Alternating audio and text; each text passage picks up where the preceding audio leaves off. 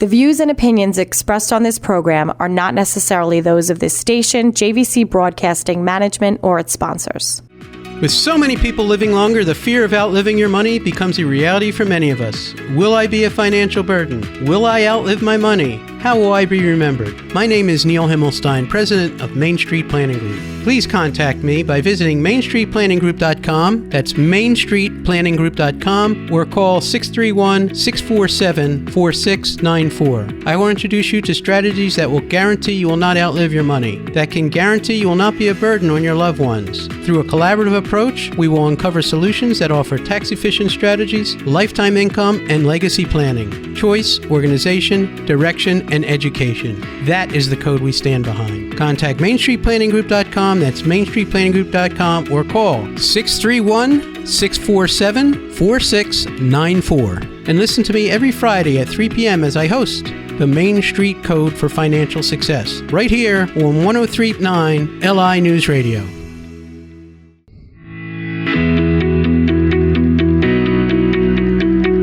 Good afternoon. Welcome to the Main Street Code for Financial Success. I'm your host, Neil Himmelstein. If you ever need to reach me, you can call me at 631-647-4694, or you can always go to my website at themainstreetcode.com. You know, when we talk about our code, we talk about choice, organization, direction, and education. And we help hundreds of accountants and advisors and insurance professionals across the United States with their insurance questions and needs, and many clients who have things. And one of the key things that I take away from this week and what's going on is that we have fixed, guaranteed investments at part of your portfolio that nobody else has. And you need to reach out to us. I mean, we're giving 3.5% to 4% on a guaranteed basis. Not all your money, but some of your money, some of your portfolio should be in a safe haven. I don't know where the market's going. I can't predict whether it's going to go further down or not. But if you hit the unexpected and you're not prepared, that's something we take care of. We offer guarantees, safety, and that's what we're all about.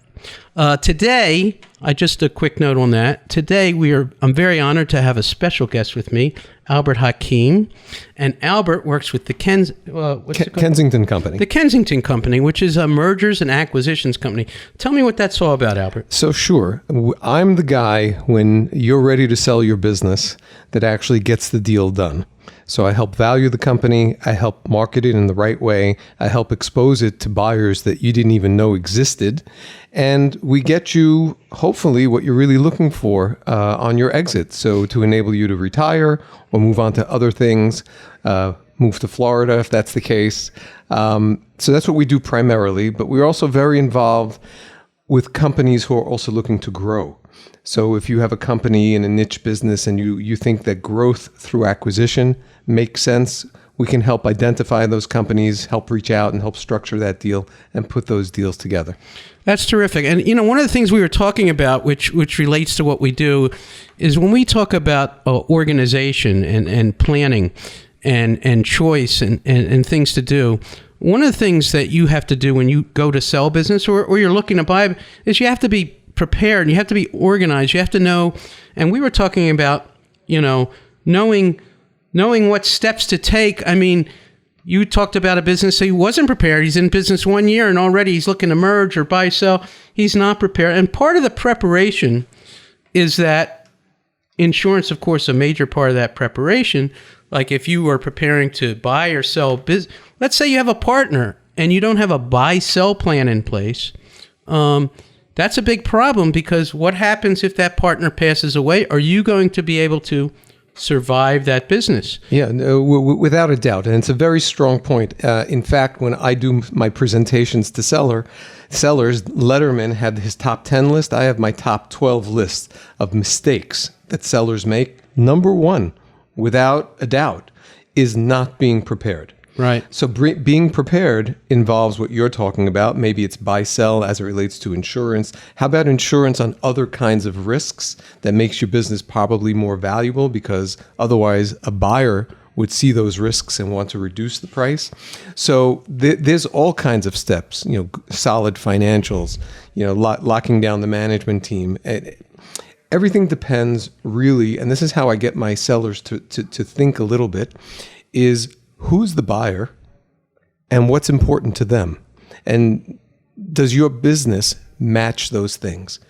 If it does, we have a good chance of success. If it doesn't, we're fishing in the wrong stream. We need to be looking elsewhere or come up with a different strategy. And business owners just simply don't have the bandwidth to think along those lines generally. So that's why they come to professionals like myself. Right. And I understand. And that's why we talk to businesses all the time. One of the corporate assets, and it's funny because, we talk about the fixed investments, and we talk about the guarantees, and we talk about other things, and we talk about the what ifs, as do you. But I like watching baseball. I'm a big Mets fan. Some people like the Yankees and the Mets. You're having a good year. I'm actually a local, whoever my local team is, I'm what they call that fair weather fan. That's what I am. It's okay. But one of the things that people don't know about professional athletes is the baseball teams themselves, or the basketball team, or any of these professional teams, they buy very large disability policies on their players. And why do they do that? Well, let's say your star pitcher, DeGrom or Scherzer, can't play for 6 months. Alex Rodriguez couldn't play for whatever reason. They have these disability policies because they have to pay these humongous salaries. Mm-hmm. So what the business itself actually protects itself by buying insurance on those players so that they can still get that income to pay their player, as well as the player has to protect themselves in having their own disability calls. Now, it's extreme on a professional athlete's sake, is to be disabled and not be able to perform your active duties. Could be, I hurt my arm, I broke my finger, it happens every day. He slid wrong, and he's got the biceps is out. Every game you see some football players. Well, forget about it. I mean, that's ridiculous, but important in a business to cover these risks. Business by definition is risk. Right. And every business has insurance, and every business should take a pause, review their policies with a professional like you to really understand if the insurance that they have covers the risks that are there in the business, like one of the principals going down, Keyman. That's a very important insurance. How about the insurance on some of the key staff? How about insurance on the receivables or the payables? There's so many factors to this. Right. And very popular in the merger and acquisition world is insurances as it relates to the representations in a contract. Right. And so there are many insurances that mitigate risk. And if you have a good business owner, he's exploring it and appropriately getting those insurances to cover their needs. Right. And I have some big corporations that have just reached out to me recently that say, they don't even have a buy-sell agreement put in place. Now, what's a buy-sell agreement? And you could talk about a husband-wife. Mm-hmm. You could talk about a business. But really, when you have a family, it's really a business when you think about it. What happens if that income stops? What happens if someone passes away in that business? Is that business going to continually run? And can I live in my lifestyle if my partner dies and his salary is gone? Or he becomes disabled, or she becomes disabled.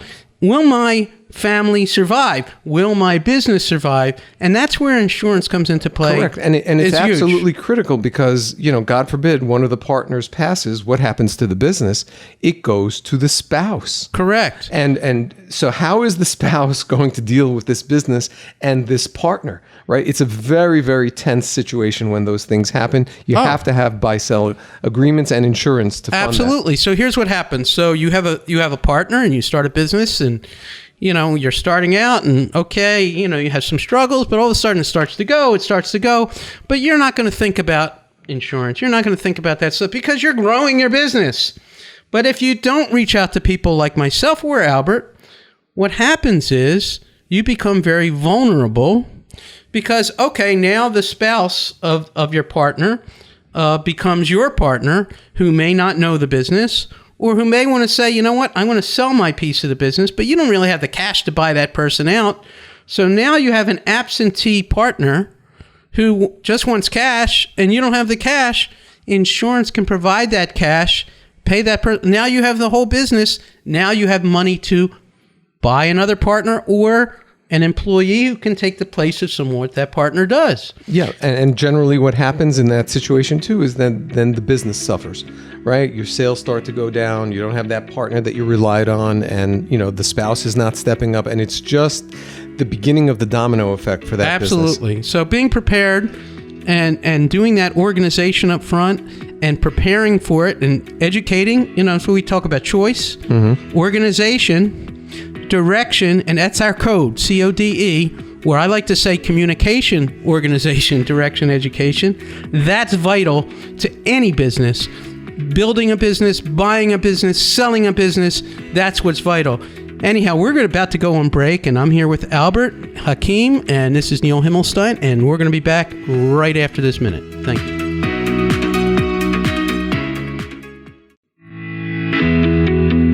Welcome back, everybody, to the Main Street Code for Financial Success. I'm your host, Neil Himmelstein, and hopefully we're here every Friday at 3 o'clock, and looks like we have a nice day today and a beautiful weekend. And I'm here with guest Albert Hakim, who is with Kensington, which is a mergers and acquisitions firm, but more than that, he's a consultant for small and medium-sized businesses looking to buy or sell, and he helps in preparing businesses to buy and sell. Over the last 3 years, I hate to say COVID, but COVID has changed the world dramatically in business. As everyone knows who goes to the gas pump and has issues with, $100 fill-ups. I filled up my car and my wife's car the other day, and, she only needed 5 gallons, but I still spent $150. I'm going, wow, $150, that's a lot just to go out for the day. But this is reality. But what happened with a lot of businesses and why business have to adapt and change, and there's a lot of mergers and acquisitions going on in my industry, in the financial services industry, and in the accounting industry, and in the legal industry. You're finding some businesses are doing well, some are not doing well because some have adapted, some have not adapted. And I'm sure, Albert, you've been very busy, haven't you? We have, and I'm sure your listeners would be curious to understand that, you would have thought with COVID that the world would have stopped, and it did for a period of time. But we're coming off the busiest merger and acquisition seasons that we've ever seen, and it looks like it's continuing even with this raise in interest rates. And I guess the thinking there, certainly if you live on Long Island, and you look around, so local restaurants were closed, but by and large, you didn't see them going out of business on a wholesale basis. They're around, right? PPP money, a lot of government money. So there's a confluence of events that have enabled businesses to stay afloat. One, they pivoted. So some of these businesses pivoted beautifully, and some of them had record earnings through COVID because of the way they were able to pivot. Some of them didn't, our hearts go out to those guys. But think about, this notion of I don't want to commute to the city any longer, right? So what are these people doing? So many of them are looking to purchase businesses. Those people who now want to make that change, COVID got them to reassess what's important to them in life. That's a good point. And so they want to spend more time with their kids, with their family. So maybe owning a business is the path towards that. So I am very, very busy with private people, individuals who are looking to purchase the right company, trying to make those matches. And beyond that, these companies who buy businesses, they're known as private equity firms, family offices. My goodness, if your business was, I hope you could see my fingers, even this much COVID resilient, you now become very attractive to them. So businesses that weren't very sexy, let's call it, are very in demand at the moment because of their stability. And, people have to eat. So distribution businesses, right. Food distribution, people have to live. So the construction industry. So the necessities of life, the businesses that will continue, whether you have a recession or you have COVID, have become very, very popular. So in that respect, the inventory has gotten better. And I want to mention one last thing, which the financial heads will appreciate, but maybe your listeners will appreciate. Balance sheets are so much better in these businesses. I'll tell you what I mean. Think about a small business owner, how they're able to deal with their cash flow. Sometimes they have to borrow money on a line of credit from a bank. Sometimes they borrow on their credit cards, and they're paying 18% interest or whatever, on that debt. So the government came in and said, hey, let's wipe all of that out with something called EIDL, and they give you a 30-year loan at 2 to 3%. You now have replaced all of your old debt that was burdening the business with fresh new debt that's absolutely manageable.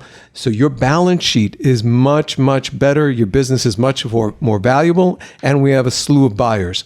That's the confluence of events that's leading to this market. Now, Albert is I compare him to like a matchmaker. He's a matchmaker for businesses. So tell me what industries that you've been involved in, and where is your sweet spot? So I cut my teeth in wholesale and distribution, as we discussed. Right. So I migrate to those businesses that have between about $1 million to $30 million in revenues, and have some kind of distribution or B2B component. I'm very active there. But recently, also since COVID, service businesses are very, very strong. Whether it's, we recently had a success with a roofing company, with a financial advisory company, and a bunch of other service businesses. We're in contract now on a very large wholesale distribution business, but I consider it, service to a certain extent.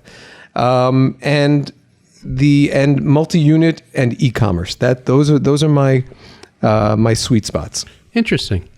Yeah, e-commerce it's fascinating.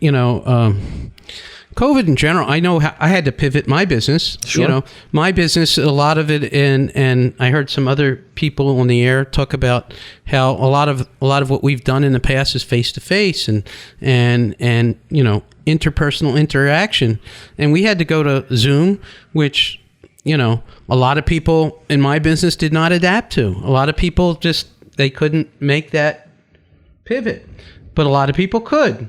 And the ones that could are doing extremely well. And the ones that couldn't are retiring or thinking of other businesses. And I find that across the board in a lot of the financial service industries, it's been very interesting. The other thing I'm finding in financial services, I'm finding when a lot of accounting firms are getting to very big accounting firms, insurance firms are merging with other insurance firms. And I find, if as a client, looking as a client perspective, I want to work with people I trust, and I don't want to work with people that are too big that can't accommodate my needs. So I always talk about building your own financial team, whether it's your attorney, your accountant, your insurance guy, your investment people. All should be on one page. And if you don't have a team, I always say, talk to me, allow me to be your quarterback, and put your team together, because you want everybody working for you, and it helps you quite a bit if you're in merger and acquisition space where a company's going to sell, and now you can talk to the attorney and everything's in one place, everything's organized, everything's together. Whether it's a family or you're going through a divorce or selling or buying or getting married, it's much better to work with an organized outfit than you're preaching to the choir. That I believe it's number 4 or number 5 on my top 12 list is if you're not having the professional team. You need a team. You need a team of professionals. One of the biggest mistakes is sellers get involved in a transaction. There's a lot of money on the table, and they haven't spoken with their accountant about the tax implication. Oh my God. How do you not know going in what your tax liability will be on this gain? Right. You need to know that so that you can know whether it's a decent deal for you and your family or not. So you got to have the right professionals around you. I agree. 100%. And, it's funny you say that because a friend of mine is going through a divorce and they're selling their house. Well, I don't know if you know this or not, but, there's this appreciation of like $250,000 a person. But if he sells the house after he gets divorced, he's got to pay tax on the gain. Now, if he sells it prior to the divorce, there's no tax. So these sound like little things. It's huge. But if to you, in your situation, that's a big thing. And you know what? Their realtor's not telling them that. Their accountant hasn't been asked that question. And maybe whatever attorney you're using, you haven't even run it by him. You know, the divorce attorney may or may not know this. Most of them should, but that's not their area of specialty. When you work with a team, you know these things. You got to know what you're getting into going in and going out. Isn't that what you're saying? Absolutely. Yeah. Absolutely. So, couldn't have said it better, Neil. So Albert is a tremendous team member and a tremendous advocate and a tremendous resource if you're buying and selling them. Albert, if they want to get a hold of you, how can they get a hold of you? Great. So you can connect with me on LinkedIn at albert.hakim. My phone number is 516-626-2211, or you can shoot me an email at albert@kensingtoncompany.com. Fantastic. And I thank you so much for coming today. And you've been listening to Neil Himmelstein. If you want to reach me, if you have any questions, you want something you want me to cover on the show, or you have personal situation you'd like me to cover, or you're a financial advisor and need to know product advice, give me a call, 631-647-4694. I have your insurance answers. You can always reach me at themainstreetcode.com. Have a great day, everybody, and have a terrific weekend. Thank you.